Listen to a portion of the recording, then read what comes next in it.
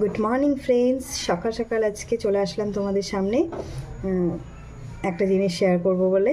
আমাদের অনেক বন্ধুরা আছে যারা কোয়াশ সবজিটা কী জিনিস সেটা চেনে না।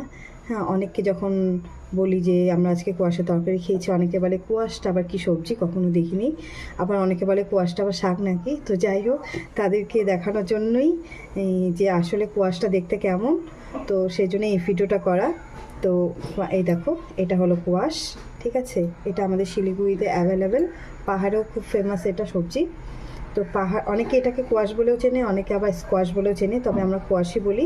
যেটা আমরা পাহাড়ে পাই, মানে পাহাড়ের যে কোয়াশটা আছে সেটাকে আমরা স্কোয়াশ বলি। তো যাই হোক, এই যে দেখতে এরকম, মানে অনেক দিন আগে আনা হয়েছে দেখে গায়ে একটু এরকম হয়ে গেছে, বুঝলে। তো এটা খেতে অনেকটা তোমার অনেক মানে পেঁপের মতো মনে হয়, অনেকটা লাউয়ের মতো মনে হয়, তবে আমার কাছে লাউয়ের মতোই মনে হয়। তো এটা আমার খুব ভালো লাগে খেতে। তুমি এটার নানা রকম সবজি মানে নানান রকমভাবে সবজি বানিয়ে খেতে পারো। অনেকে ডালে দিয়ে খায়, অনেকে ঘন্ট বানায়, অনেকে ভাজি বানায়, আরও নানান রকমভাবে খাওয়া যায়, ঠিক আছে। তো এটা মানে এই সবজিটা বেশ ঠান্ডা, মানে পেট ঠান্ডা রাখার জন্য এই সবজিটা বেশ ভালো। তো এই যে এটা হলো কোয়াশ, দেখে নাও,